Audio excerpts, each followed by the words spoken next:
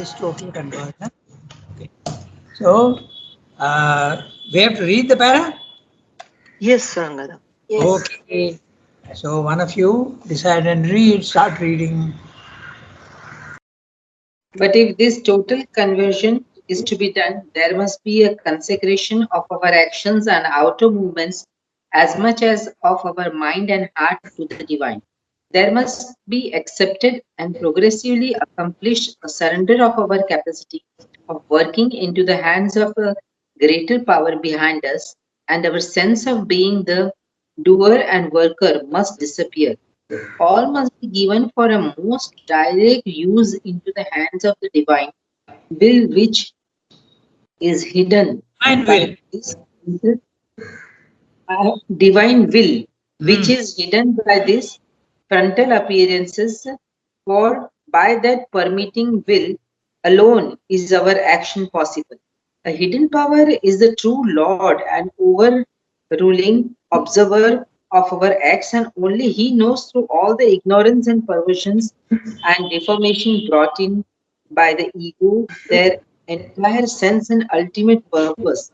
There must be effected a complete transformation of our limited and resource life and works into the large and direct outpouring of a greater divine life, will, and energy that now secretly support us. This greater will and energy must be made conscious in us and master no longer it remains as now only a superconscious upholding and permitting force. There must be achieved an undistorted transmission to us of all the all wise purpose and process of a now hidden omniscient power and omnipotent knowledge, which will turn into its pure, unobstructed, happily consenting and participating channel of all our and transmuted nature. This total consecration and surrender and this resultant entire transformation and free transmission make up the whole fundamental means, the ultimate aim of an integral karma yoga. Okay, remember that we are in the section on Karma Yoga. Okay, later on you will go on to other sections. You will go on to Jnana Yoga and then finally you will go on to Bhakti Yoga. But now Ray is discussing the Karma Yoga as applicable to the integral yoga. So I read each sentence and we'll see whether it's clear. Okay. But if this total conversion is to be done, note the word total. Sringa is very, very particular that he always wants a total conversion, not part conversion. The others are very satisfied with part conversion. And what is that? The soul regains its divine status and they are more than satisfied. It goes out of the body mind life and regains its uh, divine home in the there also there are gradations, but anyway, once it is free, they are more than satisfied. Jnana Yoga, Bhakti Yoga, Karma Yoga, there. But Sringa wants total conversion. In other words, even the body mind life. Okay, so this total conversion is to be done. If it is to be done, what is one to do? There must be a consecration of our actions and outer movements as much as our mind and heart is divine. In our outer movements are I am going from one place to another, I am playing, I am doing my job. If I am a doctor, I am attending to patients. If I am an engineer, I am attending to do whatever I have to do, the work I have to do. And in our eating, sleeping, all these are the outer movements. So all these outer movements have to be dedicated and consecrated to the divine. The word consecration means offering, and once you offer something to, it becomes holy, it becomes sacred. Okay, so that's a meaning. So even your outer movements must become sacred. Eating must become a sacred movement. Even walking can become a sacred movement. Okay, anything, even speaking. Before you speak, you offer your speech to the divine. It's very difficult, but that is what Swami is saying. Total conversion. Consecration of our actions. Not only actions, but our thoughts and our emotions. Everything to God.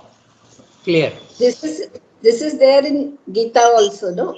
Since Yes. you reminded me of Sanskrit, yad karoshi, yad ashnasi, yad Exactly. juhoshi. Yes, wonderful. Yat tapasya tat kurushva madarpanam. That's right, Madarpanam, exactly. Okay, everything that you do, yat karoshi, yat, as you said, ashnasi, eat. Okay, everything has to be given to the divine. So there must be accepted and progressively accomplished. Remember, it can't be done overnight. It has to be progressive. Slowly, slowly it comes.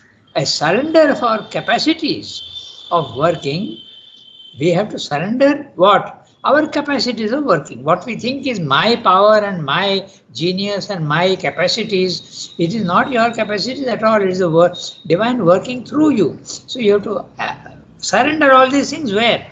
Into the hands of a greater power behind us. That greater power is a universal force behind which again the divine is there. The transcendent creates the universe, universal force, and the universal force is operating and driving and guiding everything in the physical world. Okay, all the forms in the physical world. Your body, mind, life is actually you are not doing anything. It is the universal force that is doing it. And so you have to realize that and surrender all our capacities into the hands of the greater power behind us. The universal force, Rangada, is nature, Prakriti. Yes, that's right. Greater power behind us is the Prakriti. It's a great power, no? Just imagine, okay, a storm is Prakriti, a whirlwind is Prakriti, okay, the sun shining is Prakriti, that huge conflagration in the sun, that fire is all Prakriti. It's a huge power. That's why I'm saying the greater power behind us. Okay, absolutely. And it is that which is also making the tree grow, but it's also making us grow and think and have emotions. It is that which is doing everything. We think that we are doing, but that's entirely wrong. That's what Sri is going to say now. We have to realize that the greater power behind us, that's it, Prakriti, is actually doing our work. And our sense of being the doer and worker must disappear. I am doing and I am working must disappear. You must feel that the divine is guiding you in all your actions and he is doing everything through you. Okay. It's a huge discovery. When you make your mind silent, you realize that you are not the doer, you are only pure consciousness of the soul. And body, mind, life is like a machine which is being driven by the greater power, which is the Prakriti. Prakriti is a huge power in the universe. Okay, so that's what he's saying. And it is like a car and you are the driver. So the driver, you are the car, your body, mind, life is the car, mechanical, and who is the driver? Universal force. And so you realize that universal force is driving your body, mind, life, which is an instrument, and you are doing nothing at all. It's a huge discovery and makes you also very humble. All that I thought that I was doing, actually somebody else is doing. And who is that somebody else? That huge power in the universe. Okay. All must be given for a more direct use into the hands of the divine will. So more direct use. In other words, we think that we are doing, but the more you even understand that intellectually it is good enough, but you must feel the power driving you. You must feel the power doing things through you. And so you have to surrender. You shouldn't interfere with your own ideas and your own mind and your own will. Okay? You should let the divine guide you. But that's very, very far away. But that's the ultimate aim. A more direct use into the hands of the divine will. The divine will is acting through the Prakriti's will in the universe. The divine will is standing, it's a three-tier arrangement. The transcendent, the divine will, is working through the universal will. And the universal will is motivating the individual will. It's a three-tier thing.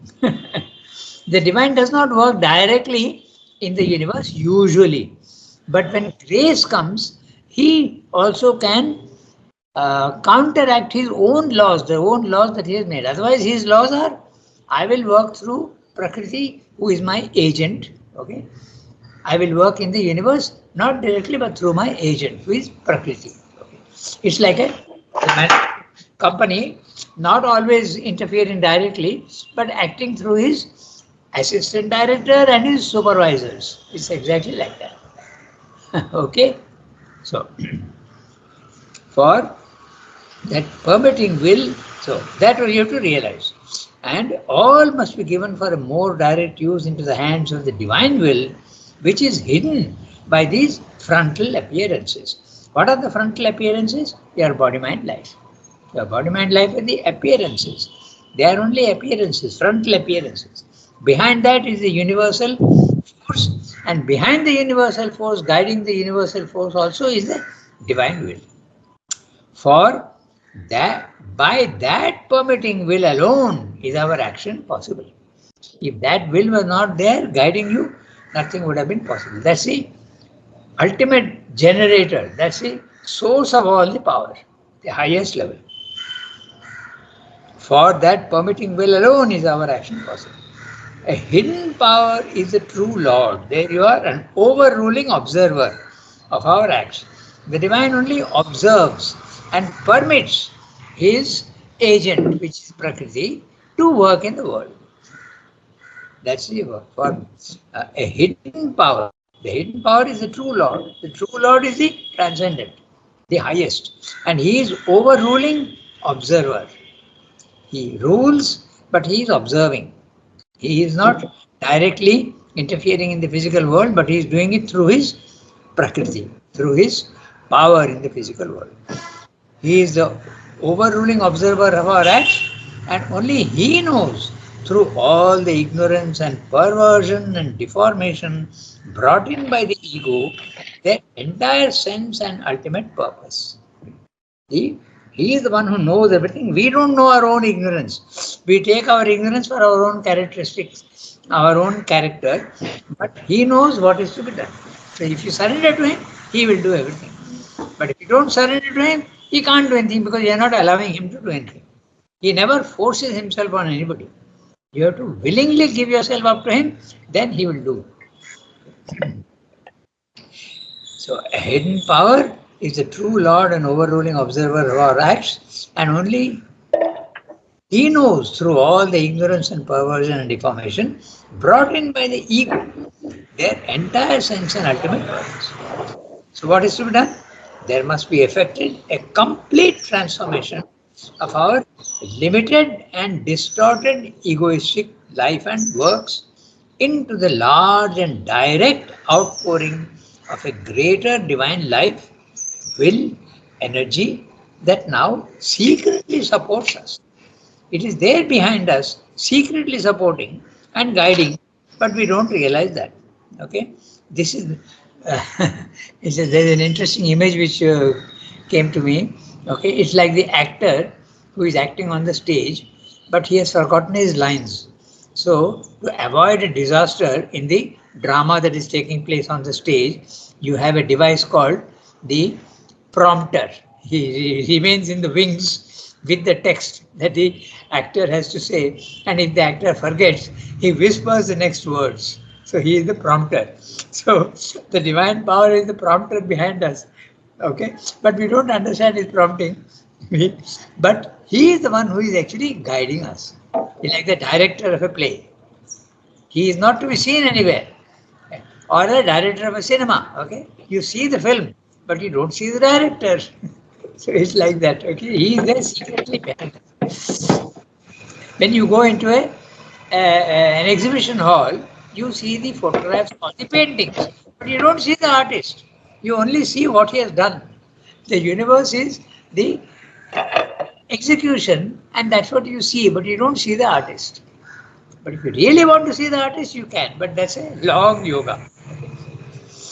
Okay, then this greater will and energy, which is, note, greater will and energy. So it is, when he's using the word energy, it means Prakriti necessarily. So this greater will and energy, which is Prakriti, must be conscious and master. We have to let the greater will become master and must be made conscious in us. Okay. The sentence has to be read this way. This greater will and energy must be made conscious, must be made master. Okay. No longer must it remain as now only a superconscious. It is there behind. We are not conscious of it.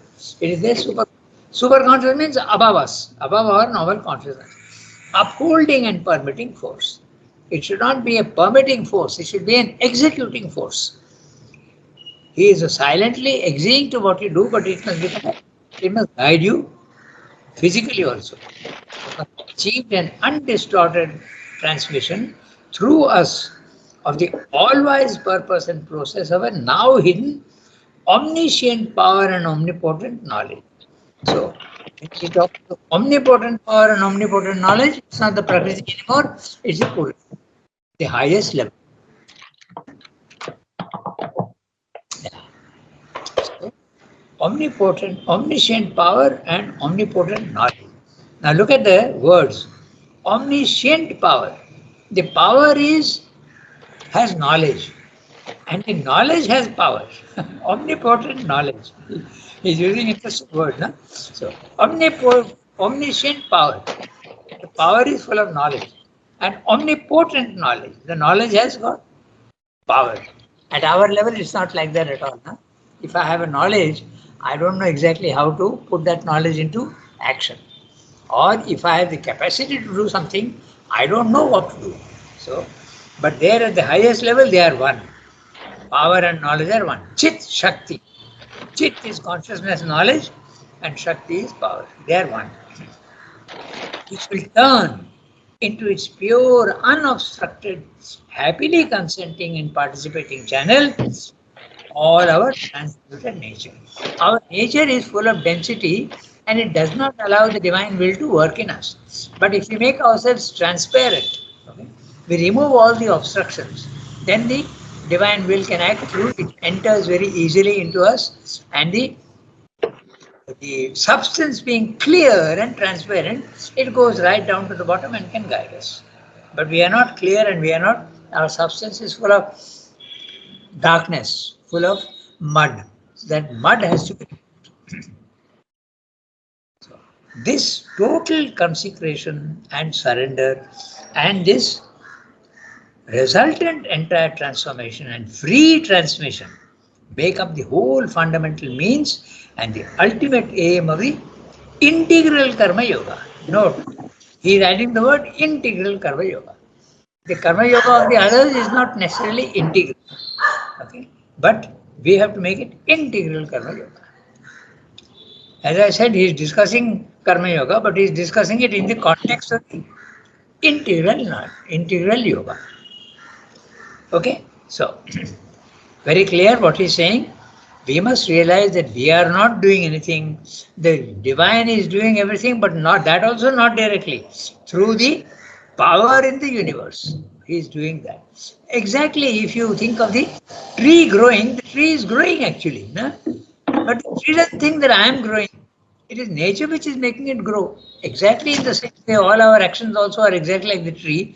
The only difference is the tree has no ego and doesn't think like that. And we have an ego and we think we are doing. That's the only difference. So you get rid of the ego, you realize that you are not doing anything. It is divine doing through you. Through the universe. I have a question. Yeah, tell me. As you telling that tree doesn't think that he is growing, and the moment we get the human body, we start thinking like that I am doing. It is the negative part of the human body. It's the ego. But the ego comes only in the human body, no? There is the beginning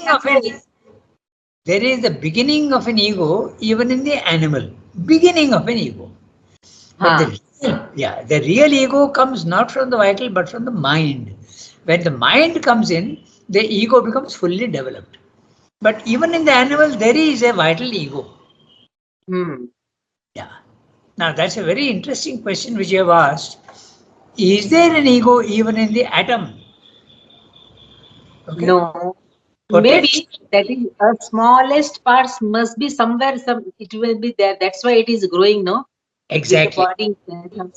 Exactly. So you have to understand the difference between ego and individuality. The ultimate individual in the universe is the atom. Because nothing is smaller than that, so that's the individuality. The one becoming the multiplicity in the physical world, the one is on top and the multiplicity is below. But each of the multiplicity has an individuality. It has got characteristics. So even there, individuality and ego is there latent in the atom. As it keeps growing, the vital ego starts coming up in the animals, higher animals. Dogs and cats, they have a vital ego. They have even reactions and but they're not fully conscious of themselves as of their own existence. Their own existence, they're not conscious like man is of his own existence in the physical world. There is no in look. But when the in look comes in man, that's the ego. You realize that you are someone's separate in the universe. That's the ego. Okay. It's interesting, since you're asking the question, remember that the ego really is nothing but the sense of separateness. Okay. Don't think that arrogance and sense of superiority and pride is ego. They are results of ego. They are not ego. They are the characteristics of ego. Ego is that which makes you feel separate from everybody else. But when you go into the higher level of consciousness, you feel one with everybody, the sense of separation disappears, there can be no ego. So when you go out of your body-mind life, ego disappears, you feel yourself to be one with everybody else. Ego disappears. Your individuality becomes cosmic. The true individuality. So think about it, the individuality and the ego. What is the difference and how are they related? It's a very interesting question. Okay, so think about it. At the lowest level, is there an ego? Is there an individuality? And what happens to the individuality at the highest level? Okay, it's a very interesting question. There is a true individuality and there is a false individuality. The false individuality is the ego. You feel that you are separate from everybody else. Okay, we go to the next para. Even for those whose first natural movement is a consecration, a surrender, and a resultant entire transformation of the thinking mind and its knowledge, or a total consecration, surrender, and transformation of the heart and its emotions. The consecration of works is a needed element in that change. Otherwise, although they may find God in other life, they will not be able to fulfill the divine in life. Life for them will be a meaningless, undivine inconsequence. Not for them, the true victory that shall be the key to the riddle of our terrestrial existence. Their love will not be the absolute love triumphant over self. Their knowledge will not be the total consciousness and the all-embracing knowledge. It is possible indeed to begin with knowledge or Godward emotion solely, or with both together, and to leave works for the final movement of the yoga. But there is then this disadvantage that we may tend to live too exclusively within, subtilized in subjective experience, shut off in our isolated inner parts. Then we may get incrusted in our spiritual seclusion and find it difficult later on to pour ourselves triumphantly outwards and apply to life our gains in the higher nature. When we turn to add this external kingdom also to our inner conquests, we shall find ourselves too much accustomed to an activity purely subjective and ineffective on the material plane. There will be an immense difficulty in transforming the outer life and the body. Or we shall find that our action does not correspond with the inner light. It still follows the old accustomed mistaken paths. still obeys the old, normal, imperfect influences. The truth within us continues to be separated by a painful gulf from the ignorant mechanism of our external nature. This is a frequent experience because in such a process, the light and power come to be self contained and unwilling to express themselves in life or to use the physical means prescribed for the earth and her processes. It is as if we were living in another, a larger and subtler world and had no divine hold, perhaps little hold of any kind upon the material and terrestrial existence. Sharna is explaining the advantage of karma yoga. Okay, when you are all your actions, you are remembering the divine and offering. Because if you don't do that, like in Jnana Yoga, if you don't do that, then your consciousness, your soul will escape from the body, mind, life, and that is your reality. So that will experience the divine.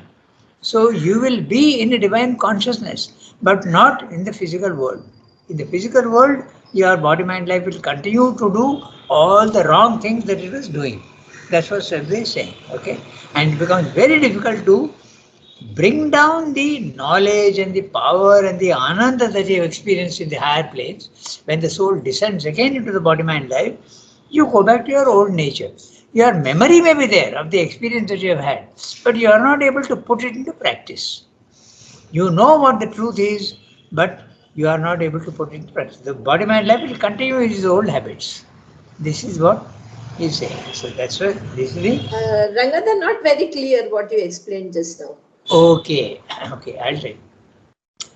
When you are what? You are body, vital, and mind, but those are only instruments given to you.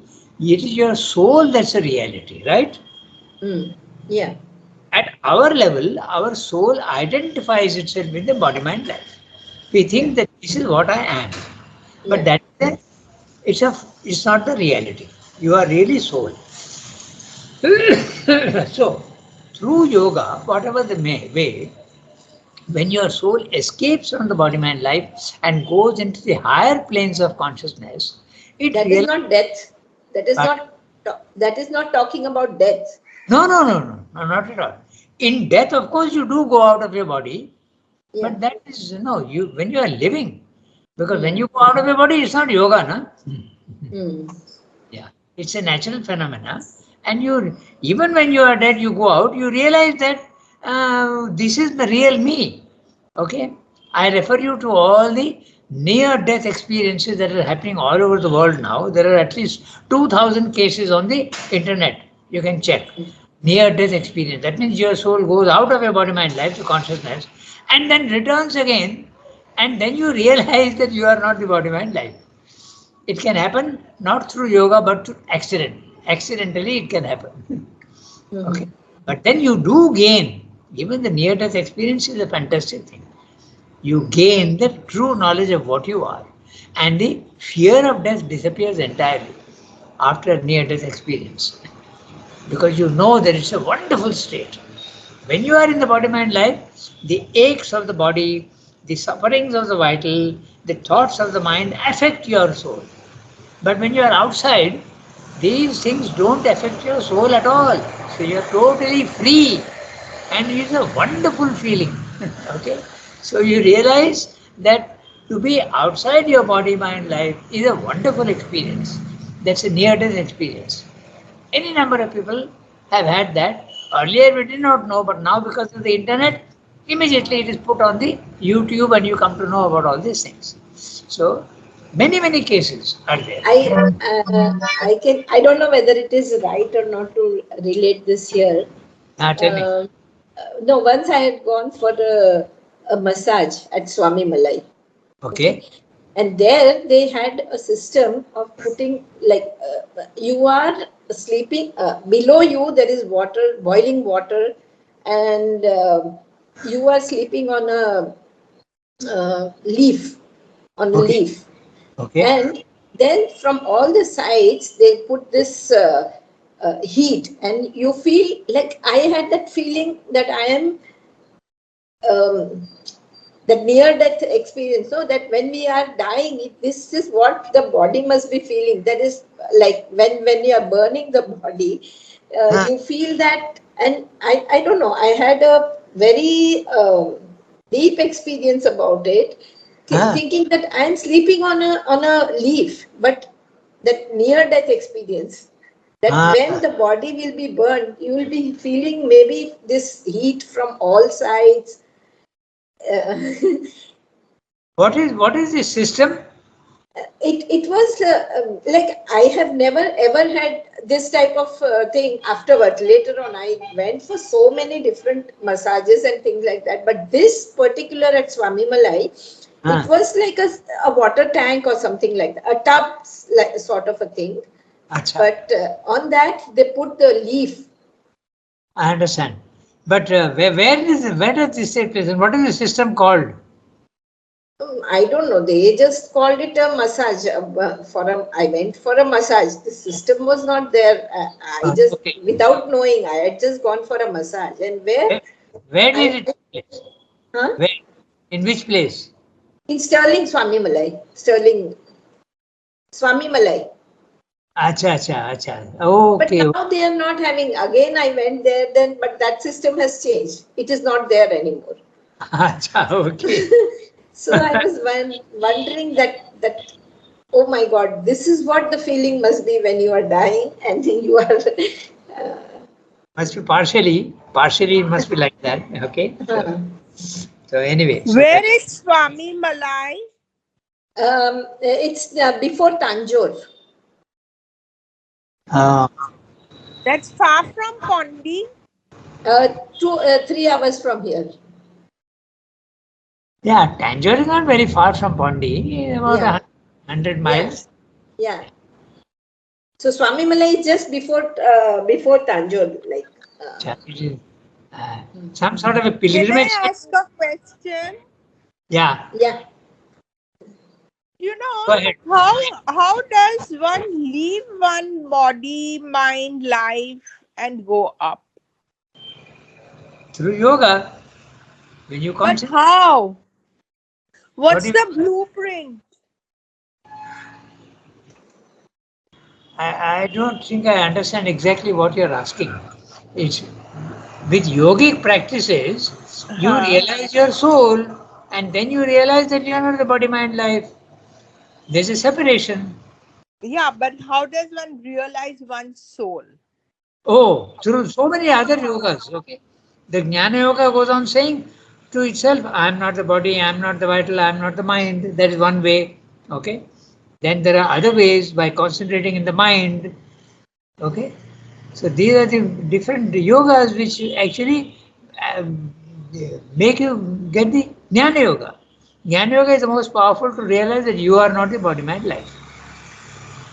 In Sri Aurobindo Yoga, you do exactly what he's saying. Okay, you concentrate, but also go on offering your outer actions. What he's saying, sleeping, just like Tarika said just now, yad karoshi, yad ashnasi, whatever you're doing. Okay, sleeping, eating, whatever you're doing, offer to the Lord, offer to the Lord.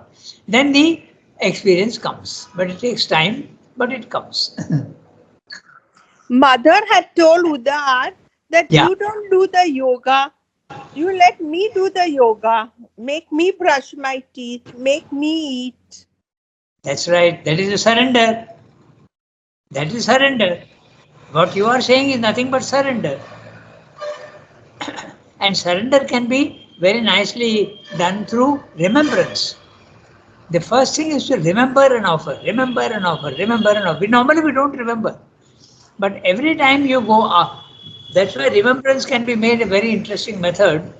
You have certain points in the day, your program, where you decide that you are going to remember the divine. One, when you are eating, when you are sleeping, when you are entering and you are starting a different thing. This is in India, that's why we do that. When we are starting a conference, we remember with a mantra or the shloka or lighting the lamp. Okay, these are all interesting means by which these things don't exist in the West. They are there in India.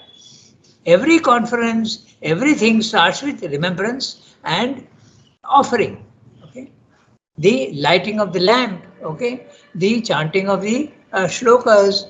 These are all ways to remember the divine. So it goes on. Maybe before eating, maybe before sleeping, maybe going out of your house, maybe starting a new book, whatever you are doing. And slowly, slowly these points, they spread and they cover the whole life. So the best way is to fix some points at which you will remember the divine. So eating is very easily one, and that's what most people do also. They do that. Before eating, remember the divine and offer the food to him. Okay? In fact, mother told Udar, if you do that, even your food will taste better, she told him. Yeah. So remember and offer. Remember and offer. Very, very practical. Remember and offer. Remember and offer. Seems to be very simple, but not so that simple. But if one does that, then realize that you start realizing slowly that you are really not. I think everybody has had some experience where you have to do something and you make some effort, but suddenly the thing gets done. And you feel that, "Arey, I have not put enough effort in it, and yet it got done." Okay. So that is exactly what the beginning of a realization that there is a force behind, and if you surrender to it, it will do the work for you. Okay. I think you can feel that. I think many people, if you are conscious, you feel sometimes. I have not put in enough effort, and yet it got done. Of course, I did make some initial effort, but it got done. So that is exactly what you have to do. I think for us in the ashram, this is all the time it is happening. So we hardly realize that we are so lucky. Everything we do, it gets done. Yes. It just gets done. Yes. Yes. But one has to realize that, and we take it very for granted that exactly. That's exactly what we should not do. Yeah, that's right. Okay, so we are in the. sometimes you feel the divine is behind you, just wanting to do, whether you want or not, it is getting done. It is getting done. It is getting done. Yes, that is the whole theme of the Hound of Heaven, that poem. The Hound of. Yeah. That's right. He is pursuing you. When the soul is ready, the divine does pursue you. Yeah. If you remember, in synthesis, in one place he says, just as the sadhak wants the divine, okay, the divine also wants the sadhak, okay. Yeah.